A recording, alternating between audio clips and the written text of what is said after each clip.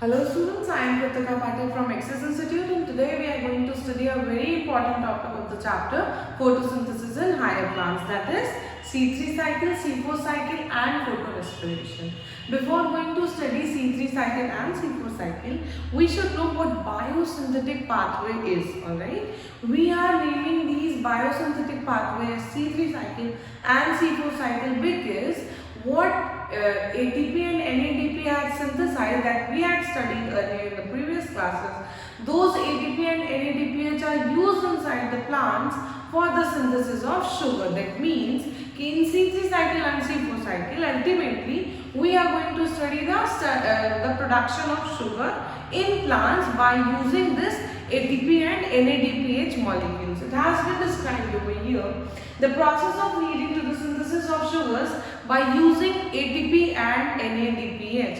कहने का मतलब ये है कि जो ATP और NADPH अभी तक हमने केमियोस्मोटिक हाइपोथेसिस में देखी कि वो सिंथेसाइज हो रही थी जब एक H+ आयन उस ATP सिंथेज से बाहर निकल रहा था ल्यूमेन से टुवर्ड्स द स्ट्रोमा। तो ATP की सिंथेसिस हो रही थी, NADPH कहाँ सिंथेसाइज हो रहा था? फोटोसिस्टम 1 के पास में। तो जो NADPH और ATP है हमने देखा कि वो सिंथेसाइज हो रहा है, उस ATP और NADPH को यूज करके कैसे हम शुगर को फॉर्म कर रहे हैं, कैसे प्लांट्स अपना खाना बना रहे हैं मॉलिक्यूलर लेवल पे, we have to study this and firstly we are going to study what C3 cycle and then we'll come towards C4 cycle. पहले C3 plants कैसे खाना बना रहे हैं हम वो देख लेते हैं, उसके बाद देखेंगे कि C4 plants में शुगर की कैसे सिंथेसिस हो रही है। तो C3 cycle क्या है, उसको डिस्क्राइब किया हुआ है कि जिन भी प्लांट्स में जो फर्स्ट प्रोडक्ट बनेगा कार्बोक्सिलेशन के बाद, जिसमें वो 3 कार्बन कंपाउंड है, इसीलिए उसका नाम C3 है, यानी कि 3 कार्बन कंटेनिंग कंपाउंड जिन प्लांट्स में सबसे पहले कार्बोक्सिलेशन के बाद बन रहा है, उन 3 कार्बन कंपाउंड्स को हम क्या बोलेंगे? उन 3 कार्बन कंपाउंड्स की फॉर्मेशन करने वाले प्लांट्स को हम बोलेंगे C3 प्लांट्स। इसकी डिस्कवरी की थी मेल्विन कैल्विन ने, तो वही लिखा हुआ है Melvin Calvin proposed the biosynthetic pathway in cyclic manner. इसे हम C3 साइकिल क्यों कह रहे हैं? क्योंकि वो एक साइक्लिक पाथवे, साइकिल चलाने में हम लोग क्या करते हैं, वो जो साइकिल का टायर होता है वो अल्टीमेटली रोटेट करके वापस से उसी पोजीशन पे आ जाए। तो सेम साइकिल में जब कोई सब्सटेंस स्टार्ट हो रहा होगा, वो पूरे प्रोडक्ट्स बनाते हुए अल्टीमेटली वो लास्ट में फिर से वही सिंथेसाइज होगा, या ऐसा कोई रिएक्शन में हम अभी साइकिल में देखेंगे, जो पार्ट ले रहे होंगे सब्सटेंसेस वो लास्ट में फ्री हो जाएंगे ताकि वो नेक्स्ट राउंड में पार्टिसिपेट कर सके। कैसे करते हैं हम अभी डिस्कस करते हैं। तो जो पहला प्रोडक्ट जिसकी मैं बात कर रही थी कि वो 3 कार्बन कंटेनिंग प्रोडक्ट है, वो 3 कार्बन कंटेनिंग प्रोडक्ट का नाम है 3-फॉस्फोग्लिसरिक एसिड। कार्बन डाइऑक्साइड के फिक्सेशन के बाद ये जो फर्स्ट प्रोडक्ट बन रहा है that is three phosphoglyceric acid. It is the first product synthesized in the C3 cycle. Next बात करेंगे ये कि ये जो प्लांट्स है वही सेम जो मैंने बताया कि ये प्लांट जो सबसे पहले कार्बन डाइऑक्साइड फिक्सेशन के बाद सबसे पहला जो कंपाउंड बनाएंगे, अगर वो कंपाउंड 3 कार्बन कंटेनिंग है तो उन प्लांट्स को हम C3 प्लांट्स कहेंगे।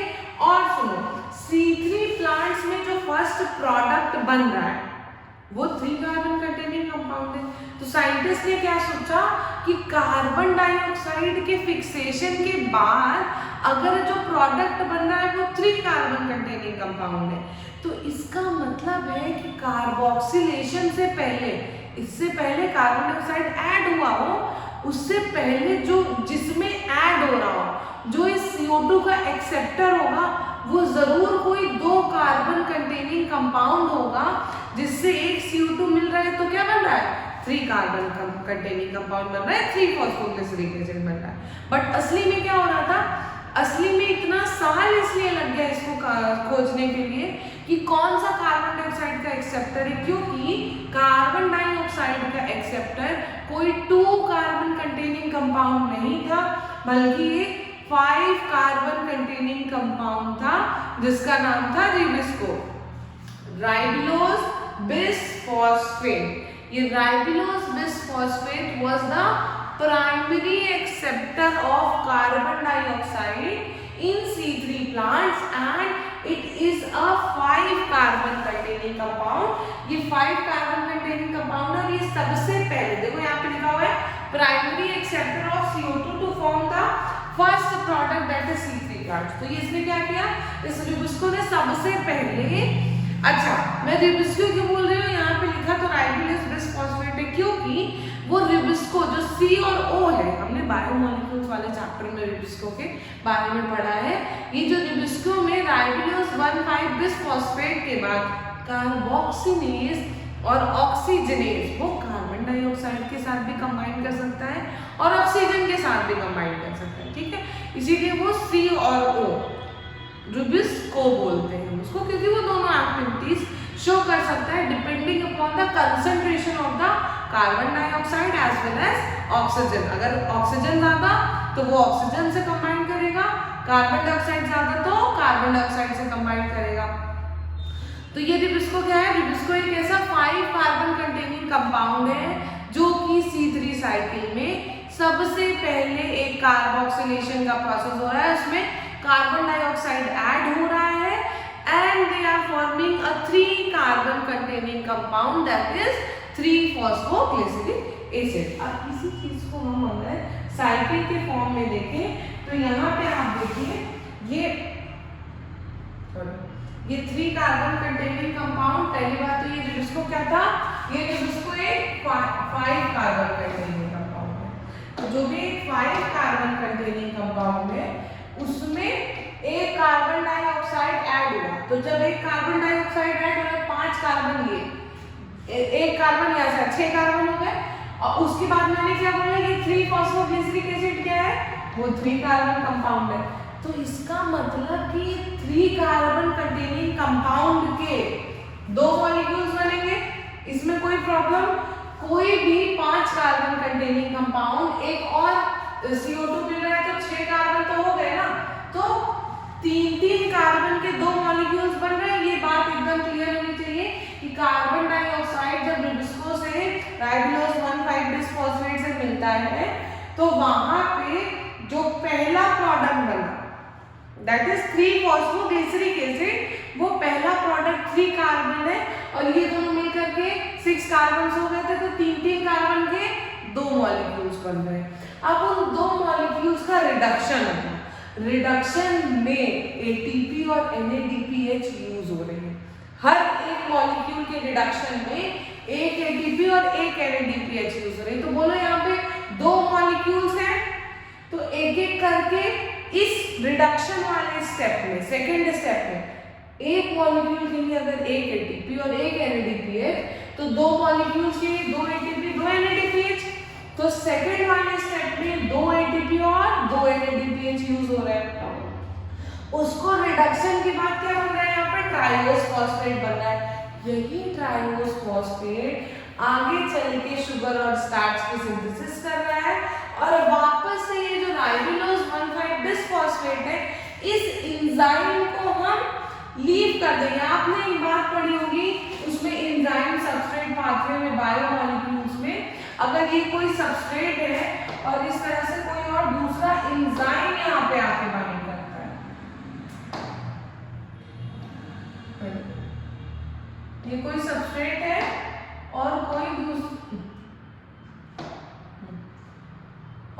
दूसरा एंजाइम यहाँ आकर के बाइंड करता है। सपोज यहाँ पे फिर टाइट बाइंडिंग हो गई, ठीक है, इस तरह से बाइंडिंग हो गई। अब जब रिएक्शन हो गया तो उसके बाद ये एंजाइम फिर से वापस अकेले उससे अलग हो जाता है ताकि वो नेक्स्ट किसी और दूसरे सबस्ट्रेट से जाकर के बाइंड करे। तो वही सेम चीज होने वाली है यहाँ पे, ये जो राइबुलोज 1,5 बिसफॉस्फेट है ये वापस से अलग हो जाएगा, इस रिएक्शन में रीसाइकिल हो जाएगा ताकि वो किसी दूसरे प्रोडक्ट से जाकर दूसरे सबस्ट्रेट से जाकर के बाइंड करें और C3 साइकिल का फर्स्ट प्रोडक्ट बनाए दैट इज 3-phosphoglyceric एसिड, ठीक। अब इस रीसाइक्लिंग के प्रोसेस में भी एक ATP यूज हो रही है। ये जो रीजनरेशन है, वापस से राइबुलोज 1,5 बिसफॉस्फेट बन रहा है, ये वापस से बनने में भी एक ATP यूज होगी।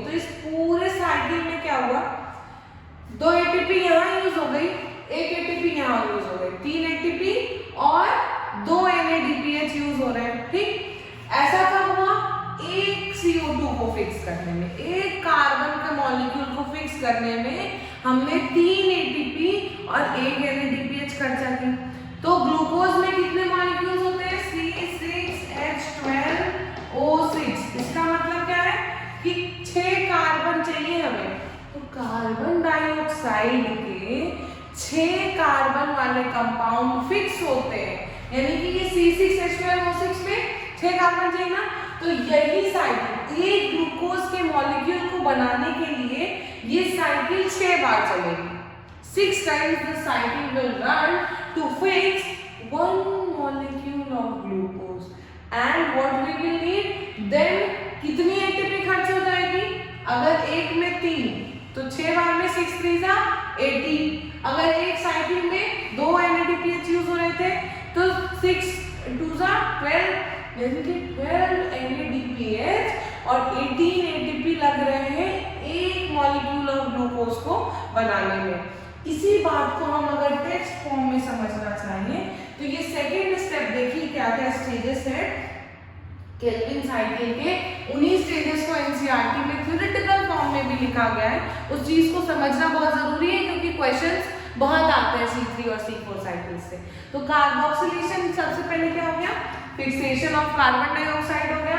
ये कार्बन डाइऑक्साइड एक स्टेबल इंटरमीडिएट बनाने के लिए फिक्स किया जा रहा है और वो स्टेबल इंटरमीडिएट क्या है? 3-फॉस्फोग्लिसरिक एसिड है। यही 3-फॉस्फोग्लिसरिक एसिड आगे चल करके हमें शुगर फॉर्म कराने वाला है। तो वही लिखा हुआ है कि CO2 is utilized for the carboxylation of RUBP, यानी कि राइबोलोज 1,5 बिस्फॉस्फेट को कार्बोक्सिलेशन प्रोसेस में ऐड, मतलब उसमें कार्बन ऐड करने के लिए कार्बन कहाँ से आ रहा है? कार्बन डाइऑक्साइड से आ रहा है। ये रिएक्शन कैटेलाइज्ड हो रही है by the enzyme ribulose 1,5 bisphosphate carboxylase. मैंने अभी आपको 2 बातें बताई कि इसको हम शॉर्ट में रिड्यूस तब कह रहे हैं क्योंकि वो carbon dioxide as a carboxylase भी यूज हो सकता है जब कार्बन डाइऑक्साइड का कंसंट्रेशन ज्यादा हो और एज अ ऑक्सीजनेज भी यूज हो सकता है जब ऑक्सीजन का कंसंट्रेशन ज्यादा हो। तो ये RUBP कार्बोक्सिलेज क्यों है? क्योंकि कार्बन डाइऑक्साइड फिक्स कर रहा है। अभी उस एंजाइम की प्रॉपर्टी कार्बन डाइऑक्साइड फिक्सेशन में है, यानी कार्बोक्सिलेशन में है, इसीलिए हम इसे कार्बोक्सिलेज कहेंगे। तो उसको फिक्स करने के बाद हमें क्या मिला? 2-3 कार्बन कंटेनिंग कंपाउंड 3-फॉस्फोग्लिसरिक एसिड के 2 मॉलिक्यूल्स मिल गए, ठीक। और लास्ट पॉइंट क्या लिखा हुआ है? क्योंकि ये एंजाइम ऑक्सीजनेशन एक्टिविटी भी शो करती है इसीलिए हम इसको राइबोलोज कार्बोक्सिलेज ऑक्सीजनेज या फिर यूबिस्को बोलते हैं। आई थिंक कार्बोक्सिलेशन क्लियर होगा। उसके बाद हम लोगों ने जो साइकिल में सेकेंड स्टेप देखा था रिडक्शन और रीजनरेशन का, उसको भी समझ लेते हैं। लिखा हुआ है रिडक्शन में कि उसी ग्लूकोज का फॉर्मेशन हो रहा है जो 2 मॉलिक्यूल्स बने थे 3-फॉस्फोग्लिसरिक एसिड के, उन 2 मॉलिक्यूल्स 3-फॉस्फोग्लिसरिक एसिड से ग्लूकोज की सिंथेसिस हो रही है। और कैसे हो रही है? जब उसमें 2 ATP यूज हो रहे हैं और 2 NADPH यूज हो रहे हैं, क्योंकि 2 मॉलिक्यूल्स थे 3-फॉस्फोग्लिसरिक एसिड के, तो हर एक मॉलिक्यूल पे 1 ATP 1 NADPH चाहिए था, तो 2 मॉलिक्यूल्स पे 2 ATP और 2 NADPH चाहिए। तो हर CO2 को फिक्स करने के लिए इस स्टेप पे हमें 2 ATP और 2 NADPH चाहिए। उसके बाद लास्ट पॉइंट लिखा है रिडक्शन वाले में, क्योंकि 6 मॉलिक्यूल्स चाहिए हमें ग्लूकोज बनाने के लिए, तो 6 कार्बन डाइऑक्साइड को फिक्स करना पड़ेगा। इसीलिए साइकिल कितनी बार चलेगी? 6 बार ये साइकिल चलती है एक ग्लूकोज के मॉलिक्यूल को फिक्स करने के लिए।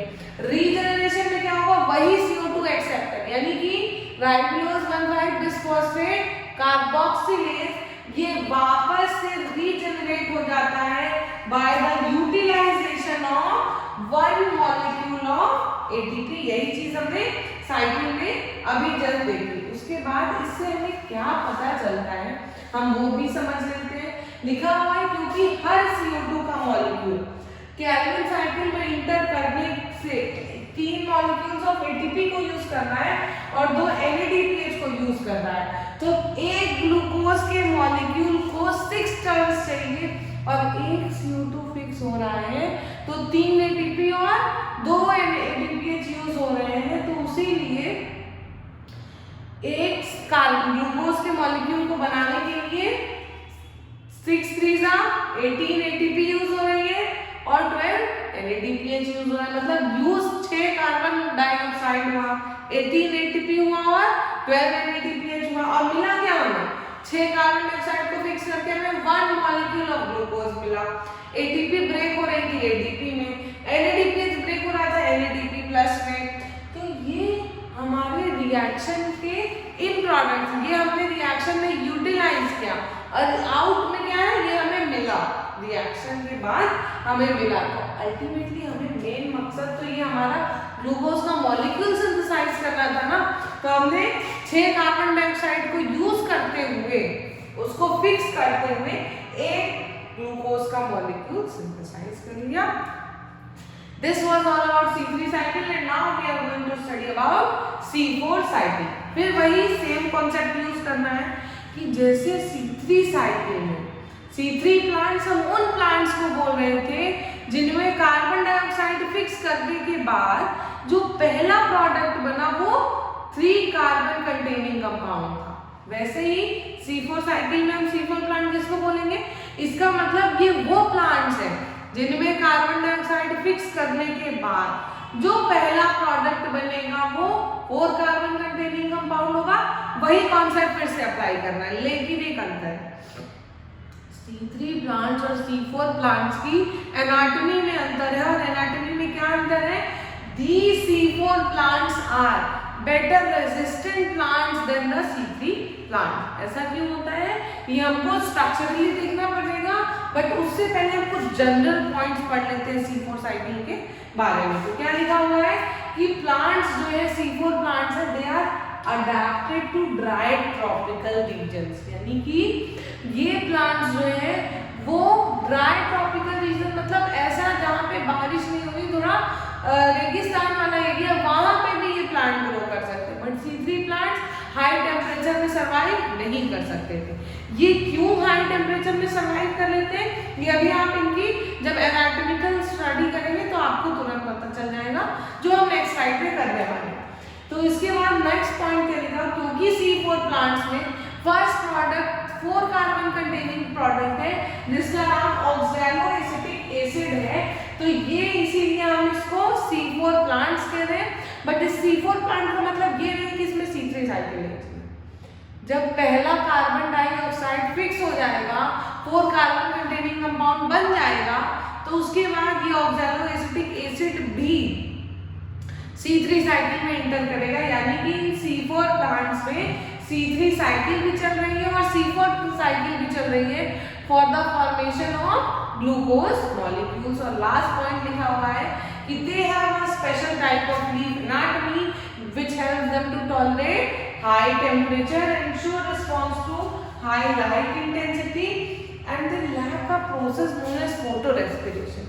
ये फोटोरेस्पिरेशन एक बहुत ही वाहियात प्रोसेस है जो हर प्लांट में नहीं हो रहा है, सिर्फ C3 प्लांट्स हो रहा है, जिसकी वजह से उनकी एफिशिएंसी कम हो रही है। ठीक है, अब ये इसको क्या है, इसको हम अभी डिटेल में पढ़ते हैं, पहले C4 साइकिल पढ़ लेते हैं। उसके बाद लिखा हुआ है क्योंकि इनके पास हाई टेम्परेचर टॉलरेट करने की कैपेसिटी है, इन प्लांट्स पे फोटो रेस्पिरेशन नहीं हो रहा है, इसीलिए इनकी productivity as compare to C3 plants वो ज्यादा है।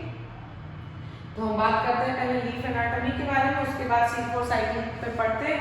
तो ये लीफ एनाटॉमी अगर हम C4 प्लांट्स की देखें तो सबसे पहले इनके पास जो वैस्कुलर बंडल्स का मतलब होता है जाइलम फ्लूइड्स, ठीक है, इनके पास जो वैस्कुलर बंडल्स है C4 प्लांट्स के पास वो जनरली लार्ज सेल्स प्रेजेंट है, और ये सेल्स जो है वो उनको शॉर्ट में बोलते हैं क्रैम्स एनाटॉमी शो करते हैं। क्रैम्स मींस होता है रेत हिंदी में बोलते हैं इसको घेरा, ठीक है।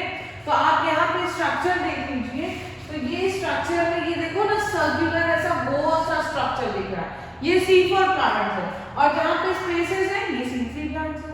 तो जिसमें स्पेसेस कम है वहाँ ट्रांसपिरेशन कम होगा, वहाँ हीट का पेनिट्रेशन कम होगा, तो ये कम फोटो ऑक्सीडाइज होंगे और ये ज्यादा देर तक सरवाइव कर सकते हैं as compare to the C3 plants. उसी के बाद लास्ट पॉइंट ये है क्योंकि ये जो बंडल शीट सेल्स है ये लेयर्स बाय लेयर्स वैरी करती है, और C4 प्लांट्स में several layers of vascular bundle होते हैं, तो अगर कोई ऊपर का डीजनरेट भी हो रहा है तो उसके बाद के लेयर्स बचे हुए हैं, जिसकी वजह से प्लांट की डेथ नहीं हो रही है। और इसीलिए इनके पास मैक्सिमम नंबर ऑफ क्लोरोप्लास्ट होते हैं। इनकी जो वॉल है, मैंने क्या बोला, क्योंकि ये रेट प्रेजेंट है, यहाँ पे देखो, यहाँ पे ट्रांसपिरेशन के लिए बहुत ज्यादा स्टोमेटा ओपन है, बट इनकी वॉल गैसियस एक्सचेंज को लिए कम अलाउ करती है, क्योंकि इनको पता है अगर स्टोमेटा ज्यादा ओपन हुआ तो ट्रांसपिरेशन ज्यादा होगा, और ड्राई ट्रॉपिकल एरियाज में अगर ट्रांसपिरेशन अच्छे ज्यादा हो रहा है तो प्लांट वाटर पाएगा कहाँ से, उसके सर्वाइवल के लिए तो वाटर ही कम हो जाएगा ना। तो इनकी एनाटॉमी ही ऐसी है कि वो पानी को बचा के रखे अपने अंदर, तो उस पानी को बचाने के लिए गैसेस एक्सचेंज भी कम करते हैं, क्योंकि इनके बीच की इंटरसेलुलर स्पेसेस ही कम है। तो स्पेसेस कम है, गैस कम निकलेगी, तो मतलब वाटर भी तो कम निकल रहा है, तो अल्टीमेटली प्लांट को फायदा है ना, ट्रांसपिरेशन नहीं हो रहा है, ट्रांसपिरेशन नहीं होगा तो पानी बचा रहेगा। तो अब इतना जब प्लांट को फायदा है तो वो फायदा वो और भी बहुत सारे प्लांट्स को, C4 प्लांट्स को फायदे है, वो हम C4 साइकिल को समझते हुए चलेंगे तब समझ में आएगा। लिखा हुआ है, देखो पहली बात तो ये लिखी हुई है कि अच्छा C3 प्लांट्स में प्राइमरी एक्सेप्टर कितने कार्बन कंटेनिंग कंपाउंड था, 5 कार्बन कंटेनिंग कंपाउंड था, तो उसको डिस्कवर करने में थोड़ा टाइम लग गया। बट इनके में जो फर्स्ट प्रोडक्ट है वो 4 कार्बन कंटेनिंग कंपाउंड है, लेकिन इनमें वो primary acceptor 3 carbon containing compound था, इसमें कुछ ऐसा अलग से नहीं हो गया है। तो वही पहली बात लिखी हुई है कि जो प्राइमरी कार्बन कंटेनिंग कंपाउंड है वो 3 कार्बन कंटेनिंग मॉलिक्यूल है, जिसका नाम है फॉस्फोइनोल पाइरुवेट, और वो कहाँ प्रेजेंट है, मीसोफिल सेल्स में प्रेजेंट है। ये एंजाइम रिस्पॉन्सिबल है कार्बन डाइऑक्साइड के फिक्सेशन को। मीसोफिल सेल्स में रुबिस्को एंजाइम नहीं है, रुबिस्को एंजाइम हमने कहाँ पढ़ा है, C3 साइकिल में पढ़ा है, उनकी मीसोफिल सेल्स में प्रेजेंट होती है, लेकिन C4 साइकिल की मीसोफिल सेल्स में ये रुबिस्को एंजाइम नहीं प्रेजेंट होती। तो मैंने स्टार्टिंग में क्या बोला था कि C3 साइकिल C4 प्लांट्स में भी चलती है जब उनका पहला 4 कार्बन कंटेनिंग कंपाउंड बन जाएगा। तो जब ये 4 कार्बन कंटेनिंग कंपाउंड बन जा रहा है और C3 साइकिल चल रही है, तो मैंने तो बोल दिया कि इनके मीसोफिल सेल्स में रुबिस्को एंजाइम है ही नहीं, तो कहाँ से ये C3 साइकिल चल रही है, क्योंकि इन C4 साइकिल के पास, अच्छा हैच एंड स्लैग पाथवे क्यों कहते हैं इसको, क्योंकि ये 2 साइंटिस्ट थे जिन्होंने इस साइकिल का डिस्कवरी किया, इसीलिए C3 साइकिल को हम लोग केल्विन पाथवे कहते हैं, क्योंकि मेल्विन केल्विन ने उस पाथवे को डिस्कवर किया था। ठीक है, तो ये मीसोफिल सेल्स में भले ही रुबिस्को एंजाइम नहीं है, मगर बंडल शीट सेल में ये रुबिस्को एंजाइम होता है, and because of these bundle sheath cells, इसी बंडल शीट सेल की वजह से C3 बंडल शीट वजह से में जो ये रुबिस्को एंजाइम प्रेजेंट है, उसकी वजह से C3 साइकिल जो है वो बंडल शीट में चल रही थी। कैसे चलेगी अभी हम फिगर से और क्लियरली समझते हैं।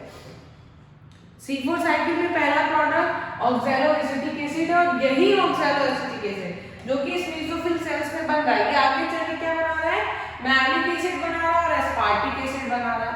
ये malic acid aspartic acid mesophyll cells में बन गया, और उसके बाद ये बंडल शीट में ट्रांसफर होता है, बंडल शीट में ट्रांसफर हो रहा है, यानी कि वो है तो C4 एसिड ही ना, 4 कार्बन कंटेनिंग एसिड है, और इसमें बनने के बाद ये क्या कर रहा है, इस बंडल शीट से CO2 को रिलीज कर रहा है, और CO2 को जब ये बंडल शीट में रिलीज कर रहा है तो रुबिस्को फिर से सिर्फ और सिर्फ कार्बन डाइऑक्साइड की तरह ही कार्बन डाइऑक्साइड को फिक्स करने के लिए बिहेव करेगा, यानी कि कार्बोक्सिलेज प्रॉपर्टी शो करेगा। तो वही चीज लिखी हुई है, ये जो ये 3 carbon containing molecule C3 cycle में बनेगा, वो 3 फॉस्फोग्लिसरिक एसिड को 3 कार्बन कंटेनिंग कंपाउंड कह रहे हैं, वो वापस से मीसोफिल सेल्स में भेज दिया जाएगा, जहां पे वो फिर से फॉस्फोइनोल पाइरुवेट बनेगा, और फिर से ये साइकिल चलती जाएगी। इस चीज को थ्योरेटिकली समझने से ज्यादा बेटर होगा हम इसे डायग्राम में करके समझे।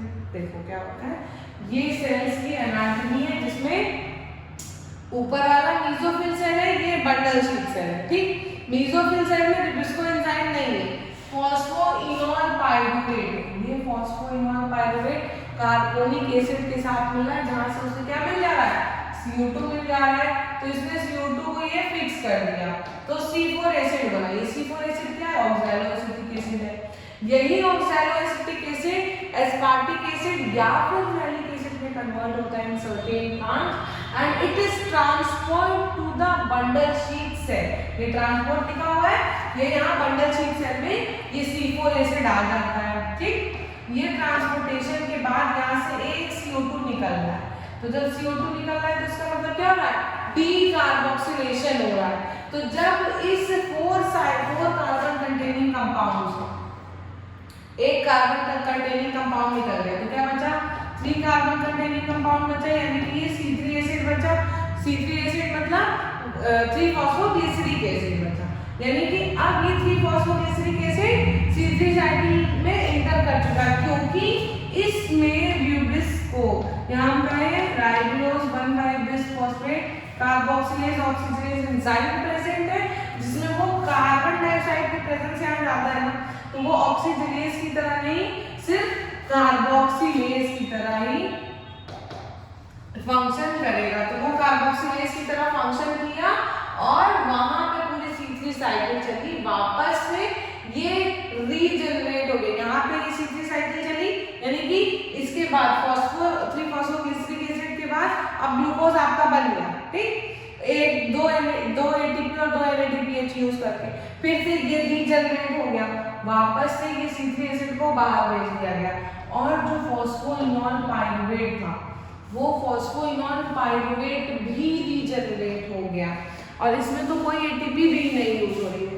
तो इसीलिए ये ज्यादा एफिशिएंट है। क्यों एफिशिएंट है? पहली चीज कि इनमें ट्रांसलेशन कम हो रहा है, क्योंकि स्टोमेटल ओपनिंग कम है, इनकी वॉल ज्यादा थिक है, उसके बाद ये ज्यादा हाई टेम्परेचर पे सर्वाइव कर सकते हैं। यहाँ पे र्यूबिस्को जो है वो C3 साइकिल सिर्फ बंडल शीट सेल में चल रही है, मीसोफिल सेल्स में नहीं चल रही, क्योंकि मीसोफिल सेल्स में र्यूबिस्को एंजाइम होती ही नहीं है। और क्योंकि यहाँ पे सिर्फ बंडल शीट सेल में C3 साइकिल चल रही, इसका मतलब कि राइबोलोज 1,5-बिसफॉस्फेट सिर्फ और सिर्फ कार्बोक्सिलेज की एक्टिविटी शो करेगा, ऑक्सीजनेज की एक्टिविटी शो ही नहीं करेगा, क्योंकि यहाँ पे कार्बन डाइऑक्साइड का कंसंट्रेशन ज्यादा है।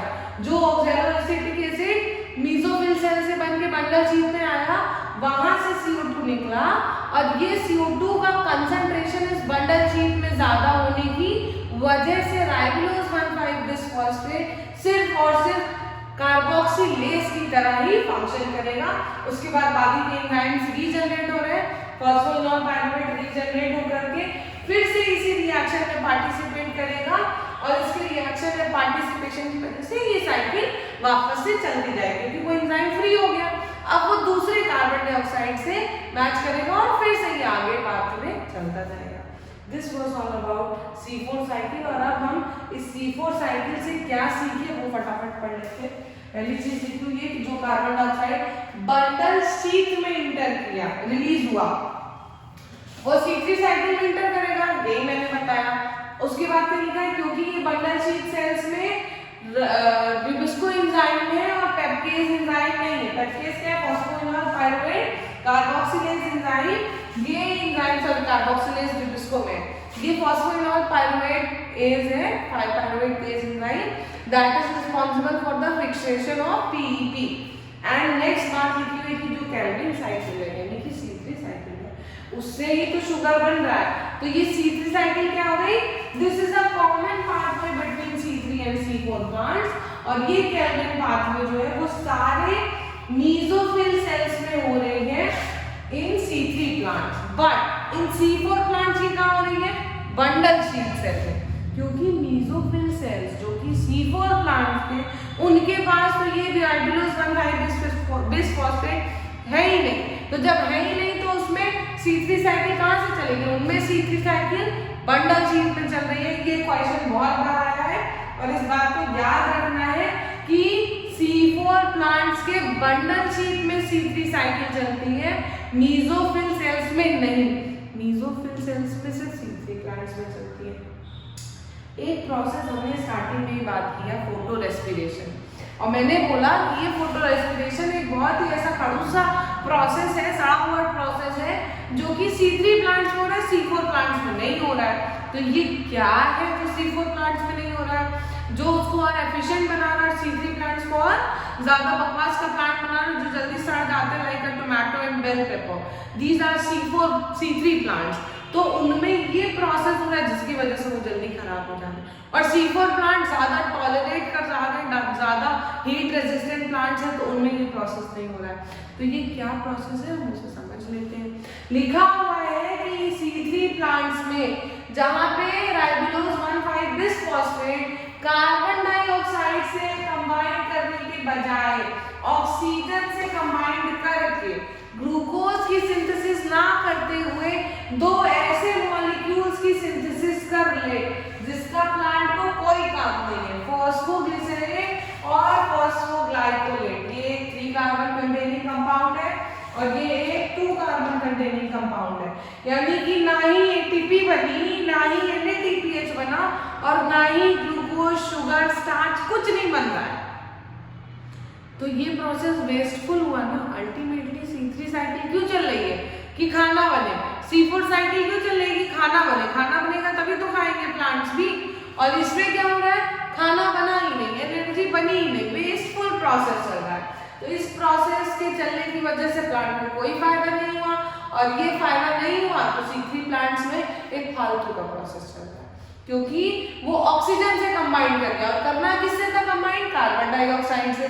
तो कार्बन डाइऑक्साइड से कंबाइन ना करने के बजाय वो ऑक्सीजन से कंबाइन कर ले, क्योंकि अगर कार्बन डाइऑक्साइड की कंसंट्रेशन कम तो राइबोलोज 1,5 बिसफॉस्फेट ऑक्सीजन से जाके कंबाइन कर लेगा और उसके बाद एक वेस्टफुल प्रोसेस चलेगा। मगर C4 प्लांट्स में तो सवाल ही नहीं है ना कि ऑक्सीजन का कंसंट्रेशन कम होगा। क्यों?